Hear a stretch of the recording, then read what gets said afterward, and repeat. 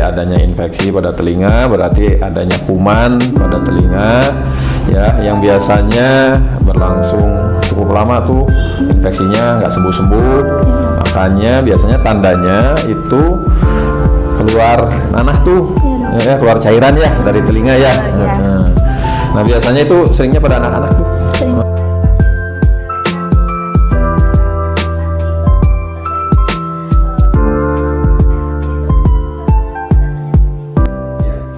Assalamualaikum warahmatullahi wabarakatuh. Di sini saya Dr. Hasna, saya dokter internship dari Rumah Sakit Umum Pakuwon. Di sini saya akan menjadi moderator pada podcast episode kali ini. Nah, hari ini kita akan membahas tentang masalah kesehatan daerah telinga. Hari ini akan membahas tentang tema apa itu conge. Nah, di sini saya bersama dengan Dr. Fari, spesialis THT, Dok. Terima kasih telah. Selamat siang, Dokter. Gimana kabarnya? Alhamdulillah baik, Dokter. Sehat? Dokter sehat? Ya, di sini Dokter Fari, terima kasih. Mau perkenalan diri terlebih dahulu, Dok. Assalamualaikum warahmatullahi wabarakatuh. Selamat siang wargi-wargi Pakuwon yang semuanya dalam keadaan sehat. Alhamdulillah hari ini podcast ya mengenai tentang kesehatan di daerah telinga. Saya Dr.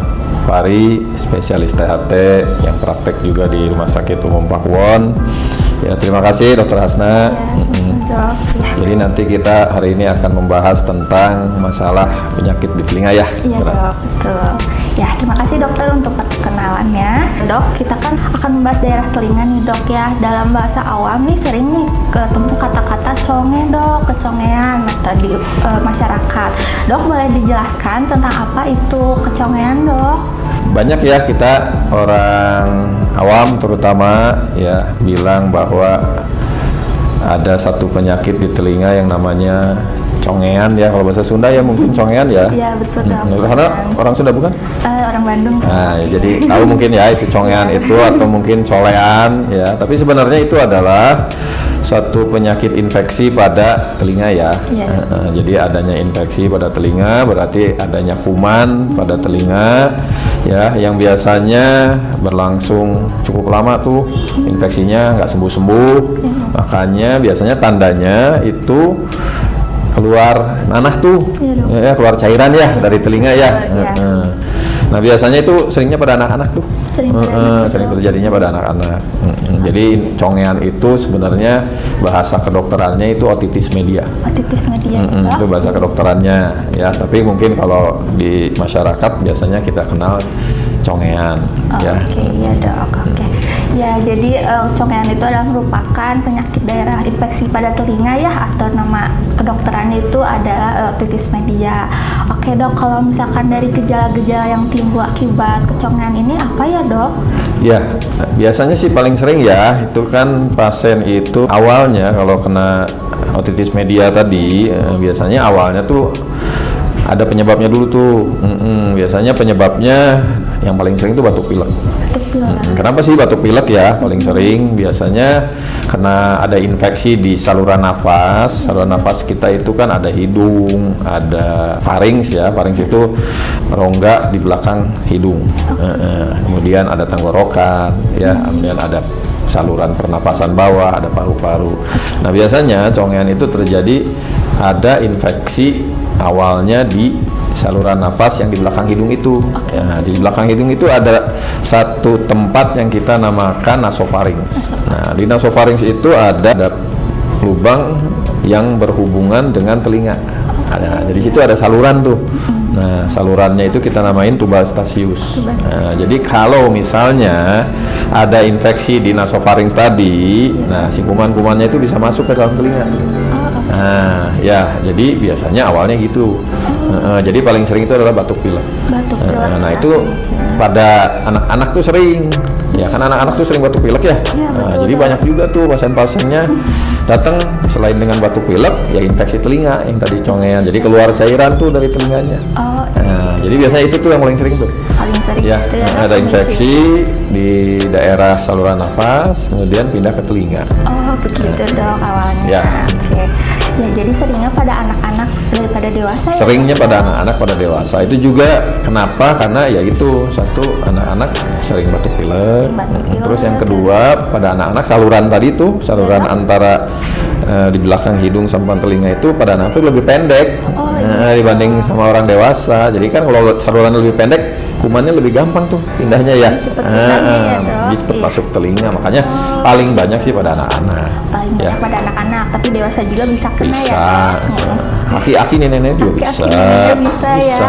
Jadi kalau batuk pilek harus segera ditangani jangan sampai ke telinga ya dok. Oke. Kalau misalnya sudah terkena nih dok, ada gangguan telinga dari congean tadi, apa yang harus dilakukan ya dok? Ya, jadi biasanya yang paling sering itu ya wargi-wargi Pakuwon kalau sudah kena penyakit infeksi telinga otis media tadi ya susah sembuh tuh. Kenapa sih susah sembuh? Karena kita tahu bahwa telinga itu kan kecil ya, bentuknya kecil, kemudian juga ada di dalam tulang kepala, di dalam rongga kepala. Jadi untuk obat sampai ke sana tuh biasanya agak sulit. Makanya biasanya penyakit ini berlangsungnya lama tuh, bisa lebih dari 3 bulan, ada yang 5 bulan, ya bahkan apa yang bertahun-tahun juga ada. Memang karena kesulitan dalam untuk memberikan obat. Nah, selain itu juga kalau sudah infeksi itu ya keluhannya itu kadang-kadang cuma keluar cairan, jadi nggak ada sakit, nggak ada panas badan, ya kemudian nggak ada keluhan-keluhan yang mengganggu sehari-hari. Jadi keluarnya tuh hanya keluar cairan, jadi dianggap sepele sama pasien-pasien gitu. Jadi biasanya datang pun sudah dalam keadaan kondisi yang lumayan, infeksinya sudah lumayan berat. Tapi kalau dalam masih awal-awal penyakit ya kita bisa tanganin infeksinya, tanganin infeksi batuk pileknya, tanganin infeksi di telinganya, biasanya sih ya bisa sembuh. Jadi pada intinya sebenarnya pengobatannya adalah mengatasi infeksinya itu. Dan ya jangan sampai terjadi panjangan penyakit. Jadi wargi-wargi Pakuwon kalau ada terkena infeksi telinga sebaiknya ya cepat, tadi kata dokter Hasna, batuk pilek ya cepat berobat ya, supaya jangan batuk pilek itu pindah sakitnya ke telinga. Dokter ya. Dok, kalau misalkan tidak tertangani nih dok, kecongean ini komplikasinya bisa kemana aja ya dok? Nah itu tadi, makanya kalau misalnya di fase-fase awal penyakit kita terlambat ya, atau pasiennya karena ya tadi itu keluhannya kan cuma keluar cairan ya, kadang-kadang biarin aja lah segitu mah nggak apa-apa kan, nggak ganggu juga ya. Masih bisa tetap kerja, masih tetap bisa belajar. Paling budek-budek sedikit sih biasanya, budeknya juga nggak hebat-hebat amat. Nah kalau penyakit ini dibiarkan, jadi penyakitnya nggak sembuh-sembuh tuh lebih dari 3 bulan, ya jadi kita sebut infeksinya jadi kronis kan. Nah itu yang harus dipikirkan, bahwa penyakit ini bisa nanti ada komplikasi. Nah kita tahu sendiri kan, telinga itu adanya di daerah sekitar kepala kan. Nah jadi tetangga-tetangga telinga itu bisa kena infeksi juga tuh. Contohnya di atas itu kan ada dasar tengkorak ya, kita tahu kan tengkorak isinya otak ya, jadi infeksinya bisa pindah tuh ke tengkorak. Terus juga di belakang telinga tuh, di belakang telinga itu ada ruangan namanya ruangan mastoid. Nah jadi infeksinya juga bisa pindah tuh ke sana, jadi mastoiditis. Nah telinga sendiri juga kan dibagi, ada 3 ruangan tuh telinga itu ya, ada yang telinga luar, telinga tengah, telinga dalam. Nah kalau congean itu infeksinya di telinga tengah. Nah jadi dia bisa menyebar ke telinga dalam. Nah di telinga dalam itu ada saraf pendengaran. Nah jadi bisa juga tuh nanti sarafnya rusak. Jadi selain tadi keluar cairan, kalau sudah kena telinga dalam, pasiennya jadi tuli. Nah itu yang bahaya sebenarnya. Yang paling bahaya sih yang itu tadi, yang kalau misalnya nyebarnya ke otak, kan jadi otaknya jadi infeksi ya. Nah itu yang harus kita waspadai gitu ya, komplikasinya. Begitu ya, wah komplikasinya sangat menyebar kemana-mana ya. Ternyata wargi Pakuwon. Jadi batuk pilek itu jangan disepelekan. Apabila terjadi batuk pilek segera disembuhkan ya, atau bisa konsultasi ke dokter. Oke dokter, jadi terima kasih dokter untuk penjelasan otitis medianya ya dok ya. Dok tadi sudah dijelaskan ya dok komplikasi-komplikasinya. Nah apabila sudah terkena komplikasi dok harus bagaimana ya dok ke depannya? Ya, nah itu tuh yang susahnya tuh, makanya jangan sampai penyakit yang tadi yang awalnya ringan dibiarkan jadi lama, muncullah komplikasi. Karena kalau sudah komplikasi, tentu dia membutuhkan penanganan kan yang lebih serius lagi, ya kan? Dan penanganan juga lebih susah lagi, dan juga oleh yang ahli juga, ya kan ya? Iya. Jadi kalau sudah komplikasi banyaknya sih dengan obat, dengan pengobatan obat, dengan obat tetes, dengan obat minum itu biasanya udah nggak efektif. Jadi kita harus lanjut ke fase yang lebih advance, yang lebih ini lagi biasanya ya operasi atau tindakan ya.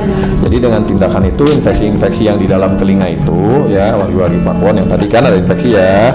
Nah itu kita bersihin tuh infeksinya sampai bersih lagi rongga telinganya. Nah kita bersihin semua infeksinya, dan begitu juga tadi kalau sudah komplikasi ya berarti kita tangani sesuai kemana dia komplikasinya, apakah tadi ke otak atau tadi juga ke ruang mastoid itu. Nah itu tapi semuanya rata-rata butuh tindakan kalau udah sampai komplikasi ya. Jadi kalau dengan obat minum atau obat tetes biasanya itu kalau sudah komplikasi udah agak susah sembuhnya ya.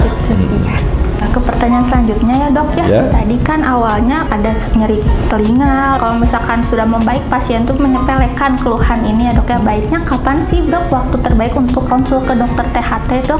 Ya, jadi tadi ya kan awalnya biasanya batuk pilek ya, mulainya kan batuk pilek. Nah dari batuk pilek baru nyebar ke telinga. Nah awal-awalnya sebenarnya sih kalau di fase awal penyakit ya, otitis media itu awalnya sebenarnya sakit telinga loh.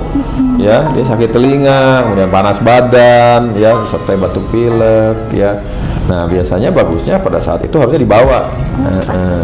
Cuman biasanya kalau misalnya setelah batuk pilek, setelah nyeri telinga, perjalanan penyakit ini tuh kan jadi ada cairan di dalam telinganya. Nah, terus cairannya akhirnya karena bertambah terus dia keluar tuh dari telinga. Jadi pecah tuh gendang telinganya. Jadi pasien datang dengan keluar cairan dari telinga. Nah, biasanya kalau sudah keluar cairan, rasa nyeri telinga itu hilang. Jadi disangka sama pasien itu sembuh. Oh, saya sembuh nih gitu ya. Seperti kalau lagi bisul aja kan. Bisul lagi belum pecah tuh kan sakit. Ya, ketika udah pecah, udah keluar nanahnya kan jadi sakitnya hilang ya. Sama waktu di sakit otitis media juga gitu. Ketika belum keluar cairan itu sakit sekali. Ya, tapi kalau misalnya keluar cairan tuh sakitnya hilang. Jadi pasien tuh kadang-kadang ya, oh saya sembuh ya, gitu. Betul. Padahal sebenarnya itu sakitnya tuh nggak berhenti, jalan terus. Nah, jadi bagusnya sebenarnya ya bawa ke dokternya tuh ketika batuk pilek sebelum sakit telinga lebih bagus tuh dibawa. Ataupun kalaupun terlambat nggak apa-apa. Jadi ketika masih sakit telinga ya cepet bawa ke dokter ya. Tidak harus ke dokter THT loh. Ke dokter umum juga boleh, ke dokter anak juga boleh ya. Kalau misalnya penyakitnya orang dewasa ya ke dokter dalam, kalau ada dokter dalam boleh ya. Yang penting tadi kan batuk pileknya sembuhin dulu tuh. Ya, jadi tidak harus ke THT. Lebih baik mencegah ya dok. Ya, lebih bagusnya mencegah. Dokter, terima kasih untuk wawancara hari ini ya dok ya. Oke, jadi kesimpulannya nih teman-teman wargi Pakuwon, jadi kita tuh nggak boleh menyepelekan nyeri telinga ya dok ya, apalagi yang pencetusnya tuh batuk pilek dari awalnya yang dikira tidak kenapa-napa bisa menjadi melebar kemana-mana penyakitnya gitu ya dok ya. Kalau misalkan wargi Pakuwon mengalami gejala-gejala yang telah tadi disebutkan di daerah telinga, bisa hidung atau tenggorokan, bisa konsultasi ke dokter Fahri ya dok ya. Dokter Fahri berpraktik di RSU Pakuwon. Oke, dok, sebelum kita menutup wawancara hari ini, ada kalimat yang ingin disampaikan dulu ke wargi Pakuwon dok? Ya, jadi hari ini kita kan membahas tentang infeksi telinga ya.